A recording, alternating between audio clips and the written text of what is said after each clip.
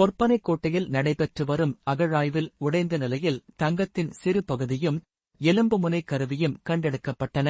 38வது தேசிய விளையாட்டுப் போட்டி பாட்மிண்டன் ஆடவர் ஒற்றையர் பிரிவில் தமிழகத்தின் சதீஷ் கருணாகரன் தங்கப்பதக்கம் வென்றார். முதுநிலை உயிரி தொழில்நுட்ப படிப்புகளில் சேர்வதற்காக கேட்பி தேசிய நுழைவுத் தேர்வுக்கு மார்ச் 3ஆம் தேதி வரை விண்ணப்பிக்கலாம் என தேசிய தேர்வுகள் முகமை தெரிவித்துள்ளது. பொது சிவில் சட்டம், அதற்கான வரைவு மசோதா ஆகியவற்றின் தேவையை ஆராய்வதற்கு ஓய்வு பெற்ற உச்சநீதிமன்ற நீதிபதி ரஞ்சனா பிரகாஷ் தேசாய் தலைமையில் 5 பேர் கொண்ட குழு அமைத்துள்ளது குஜராத் அரசு.